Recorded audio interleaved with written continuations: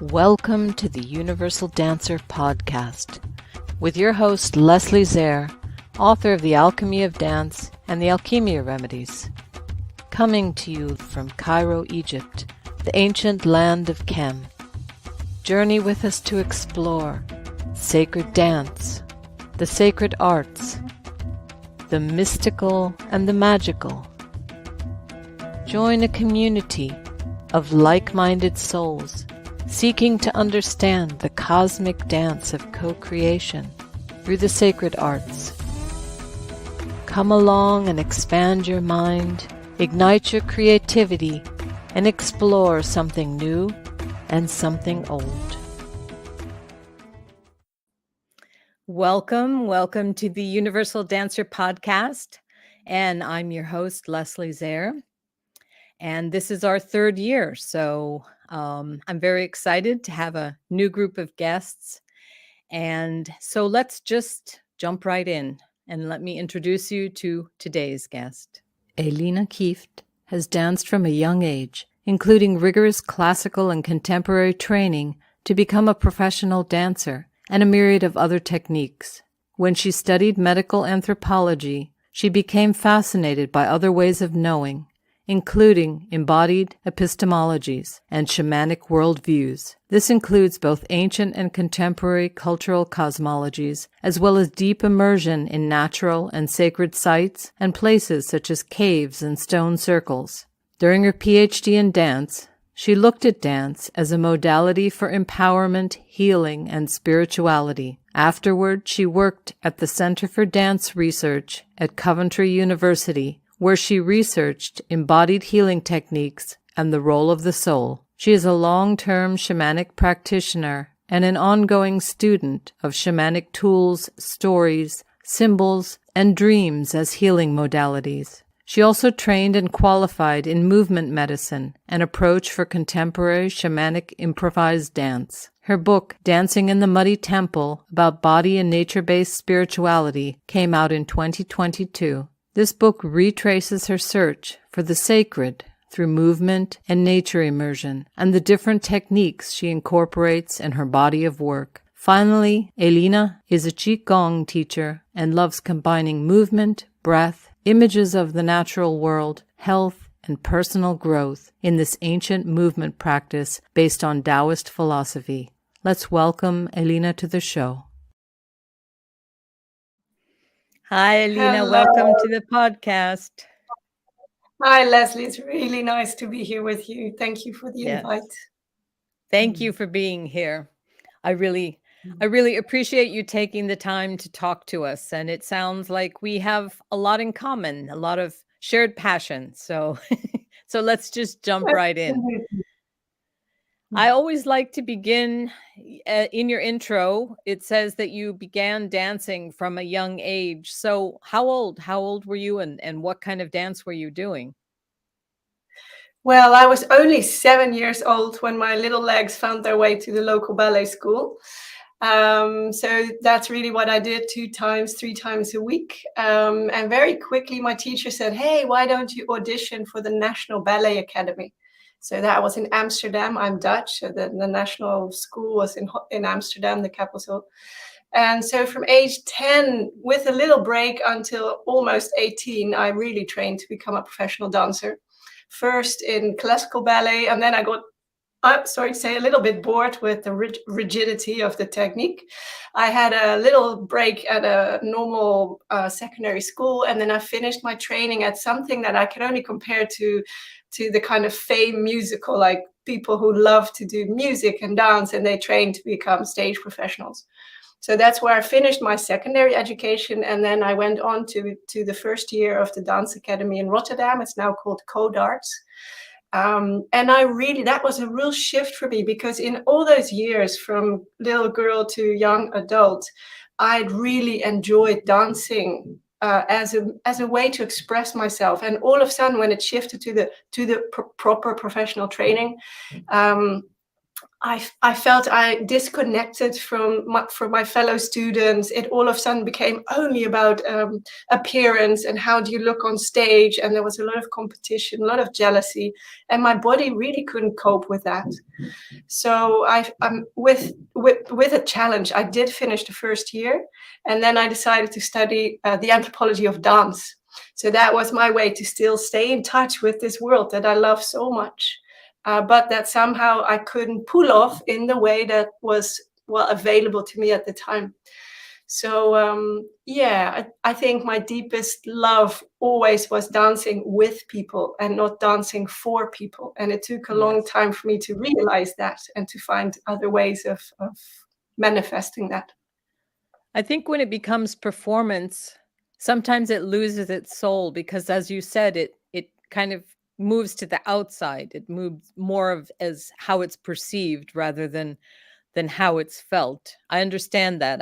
I was an ice skater, and when I became a competitive ice skater, suddenly everything changed. And yeah, and it became about winning, and that really wasn't it. That was, as I said, for me it sort of lost its soul, it lost the fun, the magic, whatever.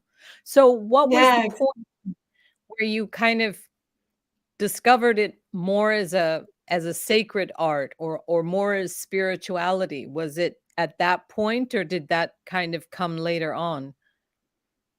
Yeah, to be honest, that came a little bit later because as a student, I stuck with the modalities that I knew, which were classical and contemporary dance. And then in my process of looking for my PhD topic, I went to Schumacher College in Devon. And that was a 3-week intensive course where it was taught by an ecologist, a philosopher, and a shaman. Wow. And on that course, I think there were 25, 30 people participating from all over the world. And 3 people individually said to me, "Have you heard of the 5 rhythms?" And I was very blue and I thought, no, I've never heard of the 5 rhythms. What's that? But something in my psyche happens when when you hear the message 3 Yes. times, it's like, I have I have to find out. the 3 rule. Exactly. So not long after that, I moved from Holland to the UK to do my PhD. And there was just at the end of what was then called the 5 Rhythm School Europe, I met Jacob and Susanna Darling-Kahn. And that was literally at the last 3 months of their body of work still being called 5 Rhythms. And then they took on a different shape and they took off the 5 Rhythm mantle. And their work became known as movement medicine. So Yes. pretty much all my shamanic dance training has been with them and with that modality. Was a very rigorous apprenticeship next to my PhD, in fact. So I felt like I did 3 apprenticeships in one. I trained shamanically with Jonathan Horwitz, who I'd met in Devon, the movement medicine apprenticeship, and my academic PhD, which in a way is also an apprenticeship. And so these 3, they were really like moving and weaving alongside each other for, well, between 7 and 10 years, depending on when you start counting. So yeah, I did qualify. I want to clarify that I did qualify as a fully qualified movement medicine teacher, but I have recently moved away from the school as well. So what I offer now, I call conscious dance, but of course it's very influenced by, and I'm still very grateful to Jac and Susanna for their incredible body of work. I think it's important that we take all the things that we learn and we pass them through ourselves and see what it is Mm. that we create.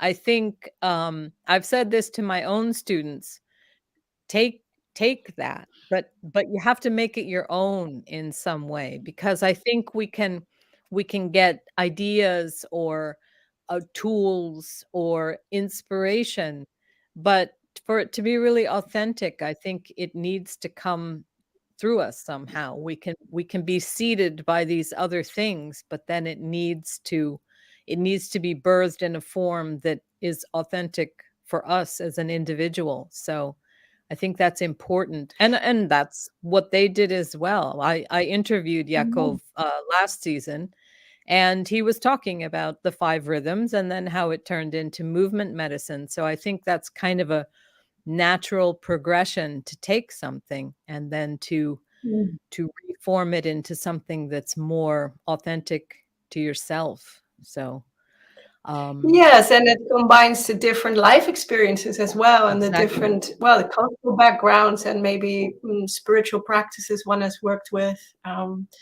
Yeah, so it is a process of individuation as well, to kind of go like, what is taking shape when I take the ingredients that have passed through me, and what's cooking in the, I don't know, the alchemical container.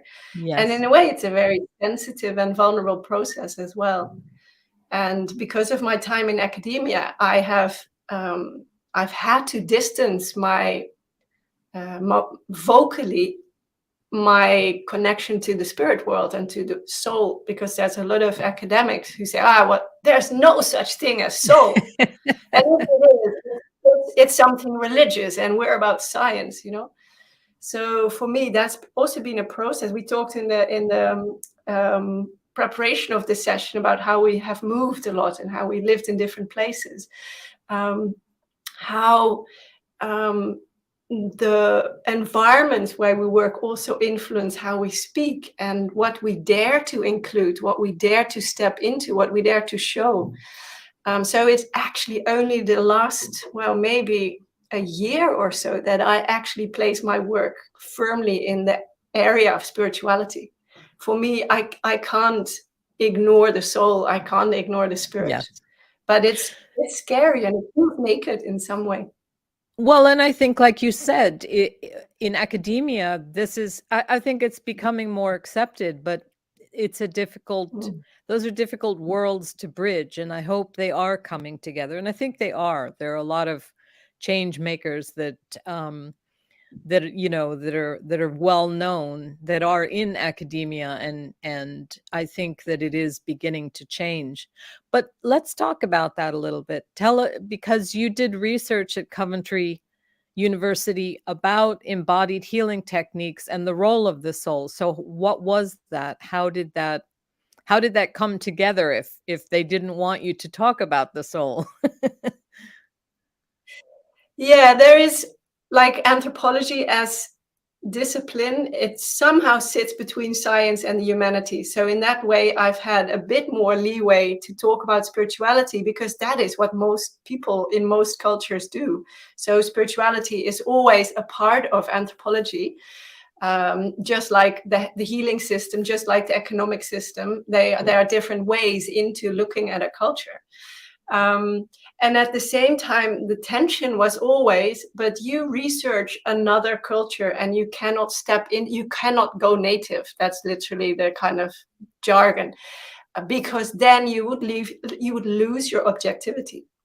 So that's been a real tension in my PhD research, because I understand the rigorousness of the methodology requires the researcher to distance him or herself from the material. But how can you do that when this language, it's the body speaking? So there's different translations that are happening when dance is your research topic, if you like, and also when soul is your research topic. And in many ways, spirituality and the body have the same challenges in verbalizing the experience, because it is the ungraspable. It's very intuitive and perceptive. It's like how you are feeling in your body right now is very different to how I'm feeling in my body. I don't really know, but I assume it is, because you are a different person. It's a different time zone. You've eaten different things. You had a good night or a bad night, you know. So how do we speak about this unwordable part of our experience? But I think this is a big part of the problem, because we learn so much from experience. So it's when you experience something that you truly know it. So I understand wanting there to be objectivity in what you're looking at, but how can you fully know something if you've never experienced it? And I think that comes into many topics. And in holistic medicine, you kind of have, or the Greeks, physician heal thyself. that once you've taken the healing journey, then you understand it, then you know what it is. But if you've never experienced it, then how can you, then you're always talking about something theoretical. And how do you even know if that works if you've really never had the experience? To me, experience is our greatest teacher. So I hope that that will be something that changes in academia, is that we need to also have, which is kind of interesting because I studied at university, I studied biochemistry.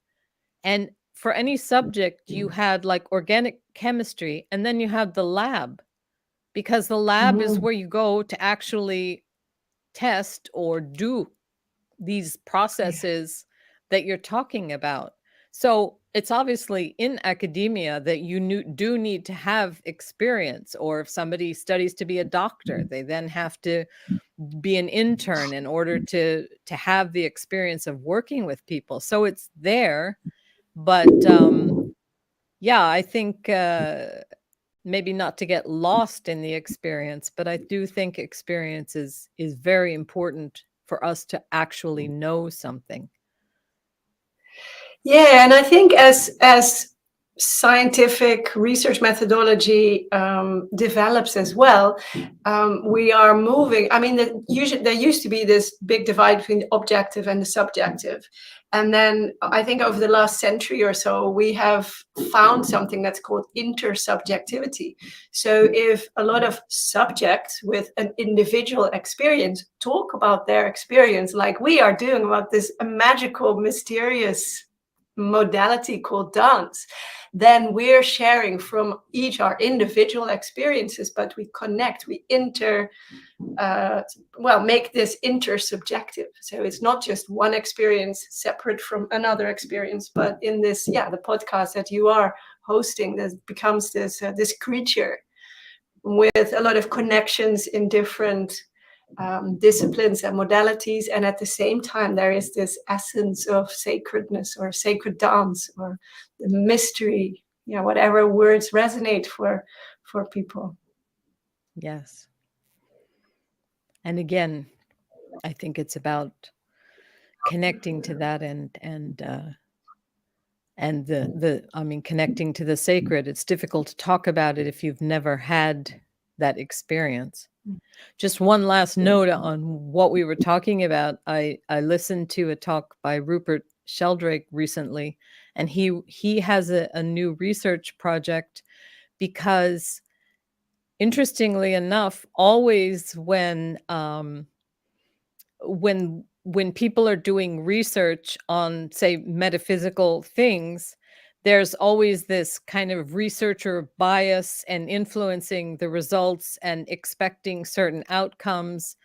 And this research project that he's doing, what he realized was that that is actually more rigorous when somebody is studying something more esoteric or metaphysical, that they put those things in place, and they don't put them in place when you're studying, say, how a drug works or something like that. And so what this research project is about is the fact that actually that is also inherent in just sort of standardized research, but nobody is actually checking for that. So that's what his research is about. So it seems like we are all involved, whether we think we're being objective or not. We're actually all very subjective and very involved, and we reap what we sow, in that we usually come out with the conclusions that we are looking for rather than the ones that might really be there. So that was just a bit of an aside, because obviously there's a whole new, the veil is being lifted, and there's a whole new area or way of looking at things that we need to take into account. So let's go back to the subject of the sacred, one of my favorite subjects, obviously. Do you call what you do sacred dance, or you call it conscious dance? How would you describe what you're doing? Yeah, I speak more of conscious dance, but on I invite people to find their own language for the sacred. So if it's the sacred, the mystery, the divine, God, goddess, all the different saints and deities that we have. But I do include that invitation, like find your own word for the, maybe I say speak more of the mystery than of the sacred. Mm-hmm. As in, like, there is so much on earth we don't know. Sure. And for me, that is sacred. It is this realm of the invisible, of the archetypes, of the deities and the spirits. But I don't necessarily, because I work with a lot of atheists as well. So, well, there's no such thing as God. So what is their concept of spirit? And I think you said about earlier, if we haven't experienced our own connection with the sacred or the divine, how can we talk about it? I think pretty much everyone has had at least one experience of awe in their life. And that's the quality I allude to, that you think there is something bigger than this individual life, something I don't understand, something that is this mysterious energy or presence or web of connections in whatever terms, but that you tap into that other dimension. And I think that, maybe it happens once in your life, maybe many times, but I do think that for most people that will ring a bell, like, oh yes, that time when I was in the quarry at night and it was misty and all the world dropped away and I was just at one with the trees and the mist and the earth and the sky that I could imagine above the mist. And when the worries and the sounds of the world drop away, or I think every one of us had one of those experiences in our life. And I think in this some is ways, part of, go ahead. It's like cultivating our antenna or our muscles, however you want to call it, that we enable ourselves to open to such experiences. And if we're always doing, busy, always having the next thing on the agenda, 100 things on my to-do list, which I also know that that space very well, then there is a kind of closed offness, like a blinkeredness. And then it's like the sacred or the mystery could be knocking on your door as much as it tries, but you will not hear it or not perceive it. So I think our invitation is to create spaces where we are more receptive to that other dimension or that other world, layer of the world. And I think that's especially important at this point in time because we're bombarded by information or appearing to be information. And I find that people don't think for themselves. They don't stop. They don't think, what do I think about this? And even with words like sacred, people have an idea of what they think that means. And again, you're atheists, that no, they don't believe in God, but they believe in something. There is something. So we've named it God, and a lot of times that's what people have an objection to. That's fine, but as you said, you're still having this same experience. So I think it's important to define what we mean, or as we do with dance, to allow somebody to have the experience so that they know that this is what I'm talking about. I'm not talking about a deity. I'm talking about an experience, or a place of being, or a state of mind. Or I think we've just gotten locked into words and assuming that we know what words mean. And that's a great assumption, that when we use the word sacred, for example, yes, I know what that means. When I teach dance, I ask people to define spirituality. Like, what does spirituality mean to you? Because someone will say, well, I'm a spiritual person. Well, what does that mean? What are you trying to say? It's going to be different for you than it is for me. And what do you mean by that? And a lot of times people don't know. They just assume that they know what these words mean. And then when you ask them, they don't really know what they mean. They just have this assumption. So I think that is problematic. And as you said, you are explaining something bigger, and you need to use more words than just the word sacred to really connect, and people will realize that they have had that experience, but maybe they wouldn't have called it sacred dance, or they would call it conscious Yeah. dance or spiritual Yeah. dance or something else. So I think, Mm. and that's another reason for me to do this podcast, because as I speak to different people, you, taking us back to where we started, you have a way of bringing this into the world, and somebody else has a different way of bringing it into the world. And maybe your language is going to resonate with some people more than Yakov's language, or Gabriel Roth's language, or someone else. And they're all doorways. They're all doorways Exactly. into the sacred, Yeah. and find the one that works for you.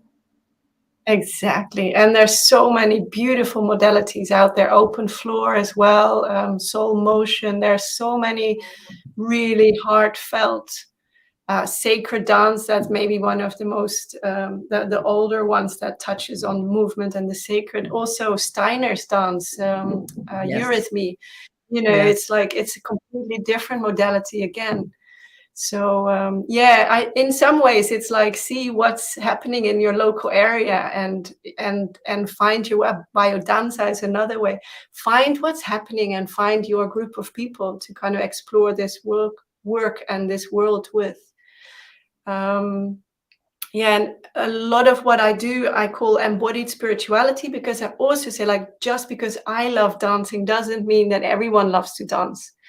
I have a very basic, we talked about definitions before, basic way of talking about what is dance. For me, dance is movement infused with consciousness. So that means that you walking the stairs or walking the dog, that can be your dance. You don't have to be trained in a specific technique or anything. And I think that breaks down the hiccups a lot of people have. Like, I'm not a dancer. I never learned how to do that. I Exactly. have to feet. Yeah. So, and then we bring in this quality of the sacred into the body, as it's not something that we have to leave our body for to relate to, do rigorous meditations, transcend the body, which is beautiful as well. But I think it's two ways. It's both in and out. And when I talk about embodied spirituality, I feel I'm inviting that quality of spirit, of soul, back home to our everyday life. When you're cooking, when you're making love, when you're in the queue for the supermarket, that all of that it's not separate from the sacred. And that, for me, it's been really, if you talk about healing as well, that's really a journey to wholeness. It's like, oh, I'm putting out the garbage bag with consciousness. I am saying thank you that there is waste, that I had something to eat, that I have potato peels that now go back to Mother Earth to recycle. That sense of, like, it becomes this whole process. And in that sense, life as a dance. I think it was Anna Halprin. She said, dance is breath made visible. So she even made it simpler to it's the expression of breath, that is a dance.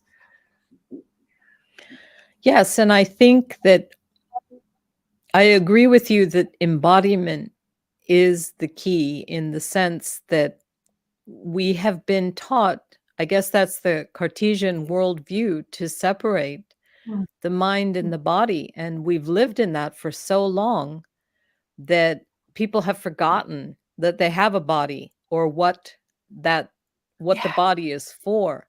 And honestly, for me, when I discovered sacred dance, that was my thing. I think all my life up to that point, I wanted to deny my body. I wanted to, and the dance that I did, what, like you, was ballet or jazz, or something that someone was telling me what to do.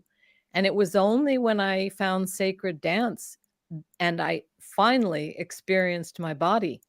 And I remember having that thought, this is what my body is for. This, oh, Now I get, because before that it was cumbersome. It was like something I had to drag around with me, you know, and I was all Brush out your there hair. somewhere. Yeah, all these things you have to do to maintain it, and never really getting why I had it or why it was important. And I remember that moment, like till now, I remember that moment of just, that is what my body is for. Okay, now I get it. And I think that's sad, because I think so many people are living in that world, that Mm, disconnect. And mm, I guess that's my thing, is that I want people, having had that epiphany, I would like other people to have that epiphany, to mm, realize that there is this beauty in being embodied. Um and one way to find that is through dance. For me, I need to move. Otherwise, I go into this state of disconnect somehow. So mm, I'm not good at those things like meditation or even yoga, where I'm in a posture. For some reason, if my body is not moving, I I don't feel it. And I don't mm. know what that means, but I expect that there are other people on the planet that are the same way. So this is why I encourage Yeah, people to try dance. exactly. But it's also like instilled in our educational system, because we hear sit still, concentrate. So we hear Exactly. that we can't learn when we're moving. So that's actually one of the first things I inquire my online students to do. It's like, make sure that your body is as comfortable as it can be. Take your loo breaks, kick off the shoes, turn off the camera if you don't want to be on a visible connection. Do what you need to be present in the body, and also that includes movement. And that was one of the great things I learned from Yakov, and it really was one of the big shifts for me. He said, even when I'm talking, you keep moving. So when he would give a new instruction for the next invitation, next exercise, often the whole group would stop and listen. And he said, no, the invitation is to keep the body in movement, to keep these receptors open, and switch on your concentration, or your, I don't know, your cognitive brain for a moment, but keep moving. And that's been radical. And ever since, it's been really hard to sit still and move, because, to sit still and concentrate, because my body has now done the opposite. Like, I feel I concentrate much better when I'm in motion. So pivoting chair or balls, you're one of those ball chairs that you can have different postures on. Or, yeah, I think that's Yeah. takes a shift. So how would you say you can dance to or with through the sacred? How would you describe that? Let maybe get into your modality a little bit, and what is it, or how is it done, or what's important?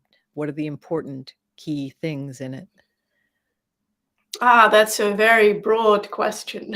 Yes. I think, like I said, movement with consciousness becomes a dance. I think you basically can dance with anything. So whether it's a feeling that you have, you can dance with the feeling. Whether it's sunny or rainy, you can dance with the sun or the rain. So for me, it's more of a state of mind than an activity. So like having that invitation, let's take the example of a tree. Imagine a tree that you love, maybe in your garden or a park somewhere. And then you see that tree as a being that could be your dance partner. So in my world, there is a relationship that starts from the moment you approach. Say, hello, tree. My name is Eline. Would you like to dance with me?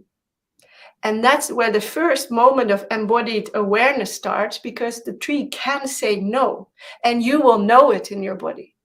So that's the sense, like, how is my body perceiving signals from the external world? So there can be a sense of warmness and a sense of welcome, a sense of soothing, energy along the back. There can be a beautiful bird song that all of a sudden feels like an answer, that the tree is responding positively. Or there can be a siren or an electric shock or a coldness or a tightness in your body. It's different for everyone. But that sense is like this, we call it spirit etiquette. So don't take for granted that the tree wants to dance with you, although most of the time it does. That's the first question. Approach, ask for permission. And then when you have the permission, there is this, like you would dance with a human partner, you kind of come closer and you go like, oh, who is here? And how are we attuning to each other? And then maybe you can mimic the branches or the way the leaves hang off the tree, or you can feel the tallness or the knobbliness of the tree in your body, and you start to relate to this creature through your body. So that's sensing like you're dancing with. And then next step you could take is to say, tree, would you like to dance in my body? And you can either step into the being of the tree, or you can invite the tree being into you. And then you'd be surprised, your movements might change again. It's like now you're dancing as the tree's consciousness, the tree's awareness, with the roots deep down, with the branches high up, with awareness of the seasons, the sun, aeons of time that have passed since it was a sapling, and this consciousness becomes part of you. So it's the sense of dancing with and dancing as.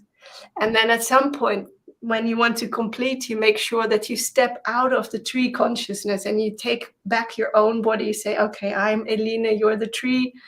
Thank you for this dance. You can move again as partners, and then at some point there is a moment of goodbye, say thank you, make a gesture of gratitude. Maybe in your dance you were moved to promise the tree something. Maybe you ask if you can come back next week. So it's a relationship. It's a relationship like a friendship with another creature. And in this way, the creature can't speak, but it can relate to you and with you.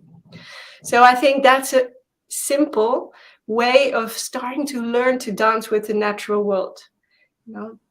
Go to a tree that you love and start dancing with it and as it. So in your work with the way of the wild soul, how do you do, is that an exercise that you would do, or where do you begin? Because I know what you're talking about, and I think that's beautiful, and I definitely will go out and try that. But I think it's intimidating to some people who, how would you lead up to that? I think it could be intimidating to some people who have never had that experience of connection, maybe, or have never really thought about all of the beings around us, such as trees or the sky or the sun or whatever. How is there a lead into that, or what? Where do you begin, I guess, is what I'm asking.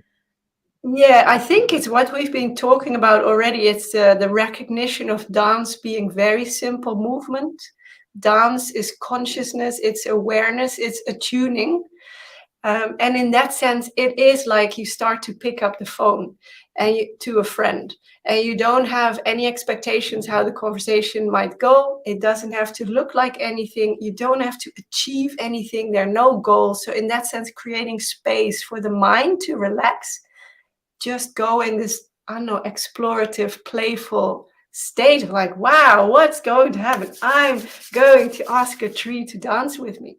And then while you're there, you might actually not be ready to actually embody the tree and do the knobbly bits and the branches, but just to be and to listen, to open your ears. Maybe you sway slightly like the wind is moving through and no one can really see that you're dancing. That's really fine. So one of my courses that I'm going to change this year is Dare to Dance, and it will be a year-long movement invitation. And every week you get one invitation to go and explore in your own time, in your own way, in your own garden or park, whatever, And in that way, I have building blocks, how we can come into the body, how we can utilize breath, how we can switch on the awareness. So in that sense, it is building your toolkit, if you like, to sensitize your body as instrument. And I think you used a very important word, which is play. I think that Yeah. we need to we need to go back to that. We need to become more playful. And again, the way that we've been programmed is that we need to know everything before we actually do it. And so we become afraid. That's why I asked you that question, because I understand what you're talking about, and I would not hesitate to do that. But I know a lot of people would. That was, well, I don't know how to dance with the tree, so tell me how I'm supposed to do that. And I think if you get into that place of things being playful, that I'm just going to play with this. I'm just going to play Exactly. with listening. I'm just going to play with what might the tree say to me, or play with how I want to move my body. But I think that that's really important, because a lot of people are just so structured, and again, it's the way we've been programmed in school, that there is a structure. So I think for some people it's a bit difficult to break out of that. And I hope that people will try your course, or some, or your suggestions now, because I think this is the place we need to get back to, of being more creative and more playful, and to lower our expectations about what we need to do or what we need to accomplish in any particular at any particular moment in what we're doing. And I think that's one of the invitations, like we often treat, well, it depends on our history, but we often treat the unknown as something scary and dangerous. I Mhm. mean, some people want to hang out in the unknown all the time. It's a different psychological makeup. But for many of us, we stick with what we know, how we've done it for all the time, and we know the results something brings us. But if we start to look at the unknown as an incredibly potent space of not knowing, of fertility, of possibility. Because we've been down that same road so many times, we've taken the same road to work, we sat on the same tube for so long, we know where that takes us. So what if we decide to take a different route to work? What if we decide to have dessert first and the starter last? What happens if we walk backwards, very carefully, so that you don't hurt yourself? But unlike, I have a very quiet country lane here, you can walk backwards. How is that? It's a very different experience to see the world move that way than this way. So in that sense, I am very curious to place myself in those kind of potent spaces of unknown, because that's where the magic happens. That's where the discoveries happen. That's, flip it upside down, and you really have a different point of view. So from where are you looking at something? Where are you standing? What is your height as well? Like the view from under a chair is very different to when you're standing on the table. So that's the point of view, literally made physical. What do Yes. we see from which vantage point? Yeah. And I think this takes us back to where we started, that it's experience. Because we think we know what that's going to be like. And again, our programming is, I've got to think this through, but your mind is limited. Your mind is limited by your experience. So you need to expand your experiences in order to have more ideas about what it will be.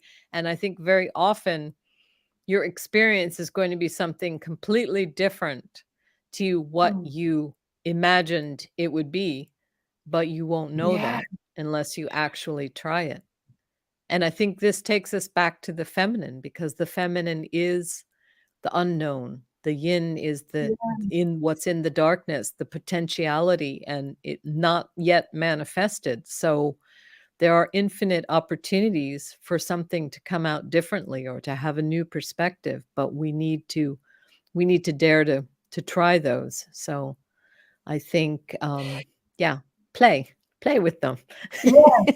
And I think that's also what I try to reflect in the title of the book you mentioned in the intro, Dancing in the Muddy Temple. That combination of mud and temple kind of often puts Yes. people a bit on the on the unexpected. Like temples are beautiful and pristine and clean, but for me, and so temple for me is a metaphor for the sacred or the mystery, but that it is in the mud, that it is in the blood, in the body, in sometimes the pain, but also the ecstasy of joy and of pleasure. You know, that sense of it's not crystal clear. It's not sharp cut diamond. It's not always a rainbow. It can be muddy and messy and unfinished and definitely unknown. And that we can link that with our experience of the sacred. And to me, that's what spirituality is. People want to think that, oh, what if I become spiritual, I'm going to rise above everything. That's not my experience. And from the name of your title of your book, I expect that's not your experience either.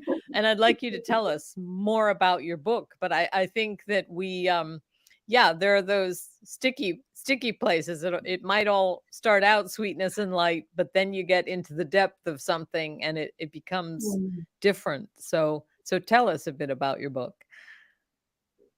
Oh, about the book. Yeah. Yeah, it's really, like you said, the search for me to combine the different circles or modalities or disciplines that I've been touching in my life. And that includes growing up in a Protestant family where God was up on a cloud somewhere high. Well, not really on a cloud. That was my little girl's version. We didn't talk about God the Mother. We didn't talk about the sacredness of the earth. It was very abstract. It was very transcendent.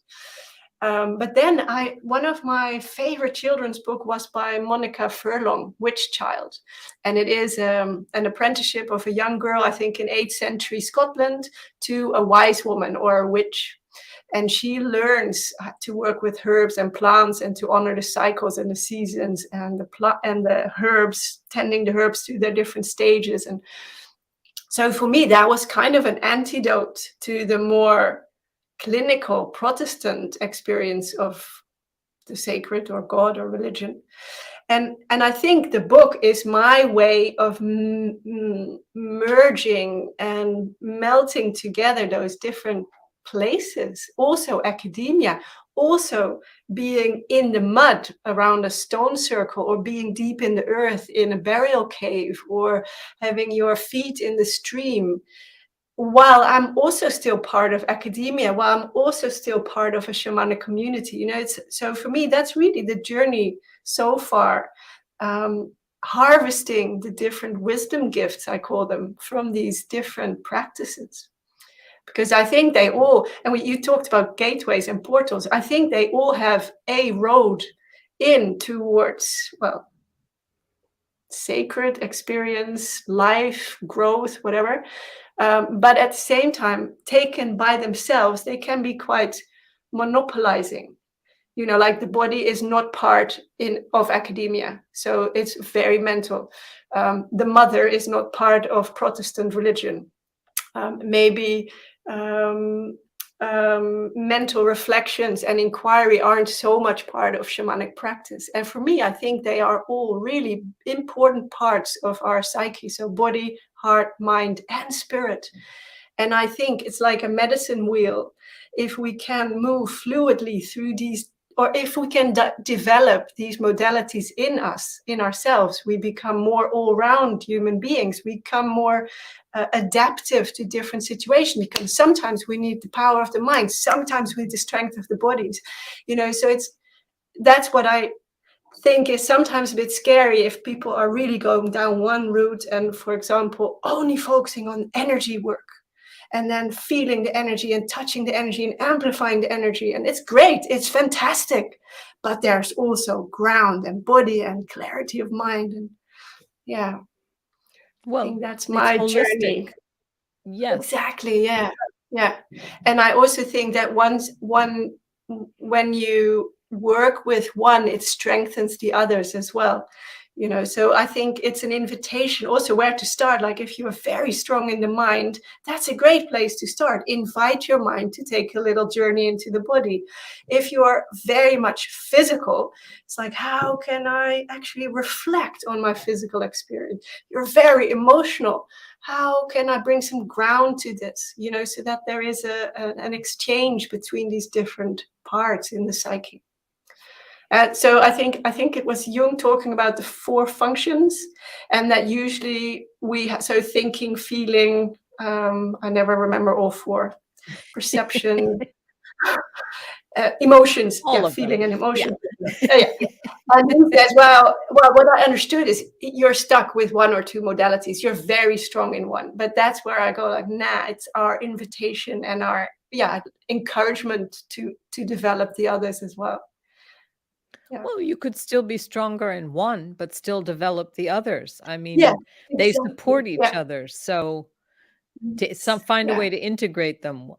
I don't think we have to deny any part of ourselves, but just try to strengthen the other ones. Yeah. Exactly. And invite them in as well as other parts of ourselves. Yeah, like you Uh-huh. discovered the body when you started dancing. How fantastic. Mhm. Before that, it was all up in my head. Yeah. Yes, that was my journey to Egypt, I guess. Yes, absolutely. One other thing that I would like to just touch on before we wrap it up, but about the importance of sacred sites such as caves. What do you Mhm. feel is the importance of these sites? It's another big question. I think it is magical to visit places where people have tried to be in touch with the other dimensions before. And whether it's caves with cave paintings, whether it's stone circles, whether it's burial mounds, whether it's menhirs, whether it's labyrinths, whether it's churches as well. There's some incredibly beautiful and energetically really clean churches. That there is something that we step outside of time in some way.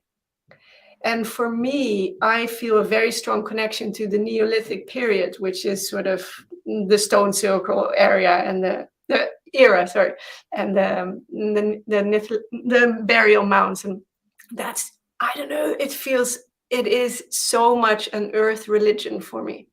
So to actually go into such a space, there is an immediate awareness of the ground, of the mother for me, of the womb sometimes, and also often an awareness of the cosmos, because many of these sites have alignments with solar or lunar times of the year.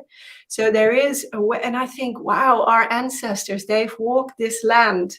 They have taken such meticulous care to create these monuments or temples or astronomical observation towers. I don't know how to say that.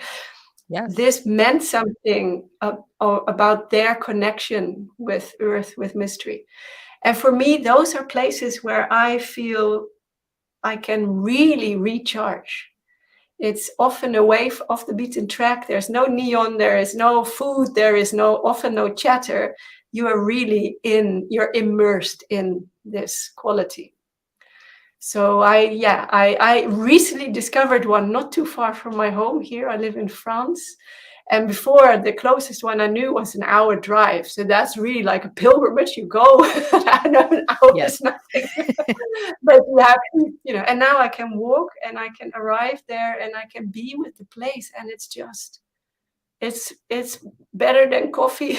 It's such a recharge. It's such a plug into the universal Yes. energy socket. Yeah.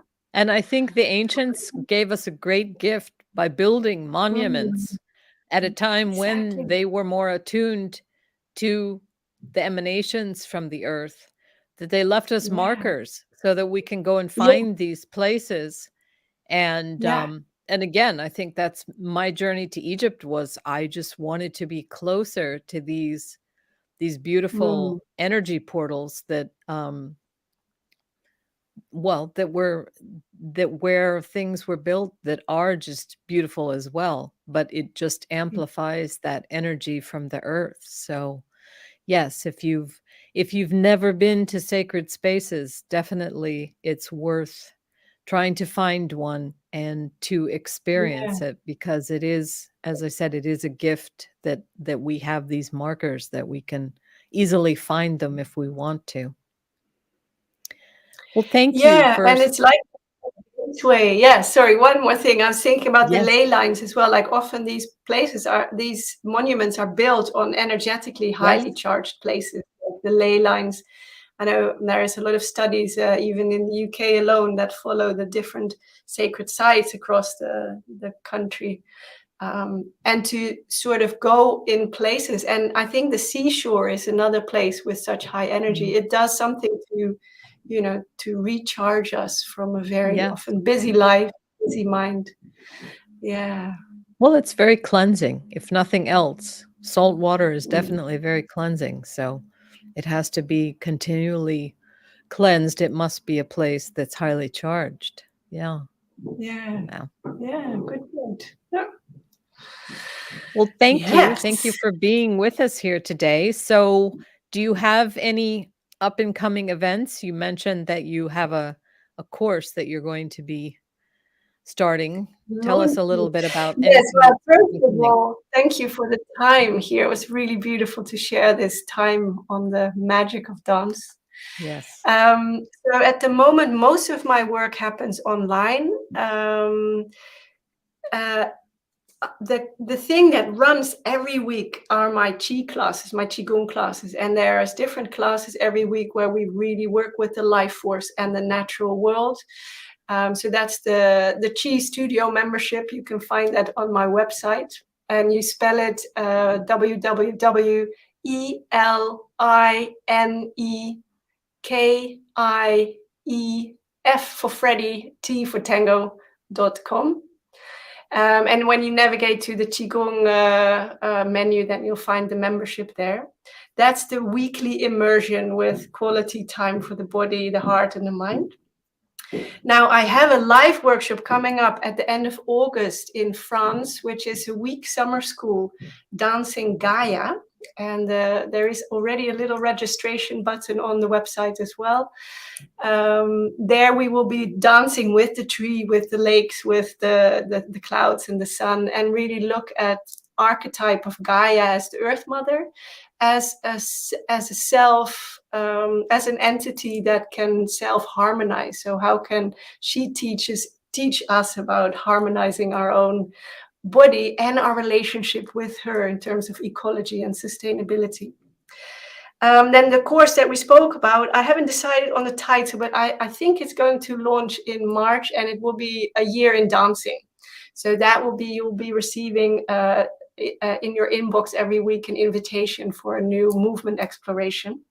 And I think those three are the three things that resonate most with what we spoke about. I do have some work for women with early pregnancy loss as well. That's another type of Yes, healing. we did get to that. You know, Once but again. that's available. Yeah, and you can sign up for my newsletter. So I send a weekly Yes. wild Yes, I soul highly news. recommend that you sign up for Elena's newsletter, because there is a lot of content there, a lot of nice things that you can do on your own. So, yes, go to her website and sign up for Thank that. you. Yeah, and it's lovely to make new connections, to connect from the heart and the body. So thanks again for your time and your expertise also for this podcast. And let's just go through a few other ways to connect with Yeah. Elina. If you are on YouTube, she has a YouTube channel, and again, it's her name. So it's Yes, it's Elinekieft. EL. That's right. Also, Facebook. You have two Yeah. Facebook Full pages. handles. That's the Again, the personal first one. one is her name. Yes. And the other one is The Way of the Wild Soul. No And that, spaces. And then on Instagram, that one has Yeah, that is spaces really, at the way that's of really, the at Wild that's Soul with really spaces. with underscores. This Yes. Instagram is really the platform I use the most. So Okay. Instagram has weekly different materials which are feeding into Facebook, but I don't really use Facebook that actively. So Instagram is at wild_soul_way. So I'd love you to find me there and yeah, connect with you and your work wherever you are as well, whoever is listening. And Twitter, it's also your name. That's So those are the ways to find her. And at LinkedIn, Dr. Elina Kieft. So you have many ways to connect with Elena. that's right. So uh, you can choose your whatever works for you. And Come and again, find me. thank you. Yes, thank you for being here with us today. And maybe you can join us again and we can go into other topics that we didn't get to this time. Yes, that would be lovely. It's a lot to move with and speak about, isn't there? Yes. Yeah, All right. Well, thank wonderful. you. Thank you for being here. Thank you too. Have a beautiful day. Thank you. All right. Well, I hope you enjoyed that. And I hope you will connect with Elina. And as I said, go to her website, get on her newsletter because there is a lot of content. So she has a lot to offer you.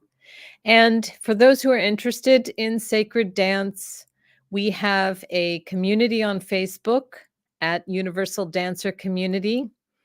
And it's a place to connect with other people who are doing sacred dance.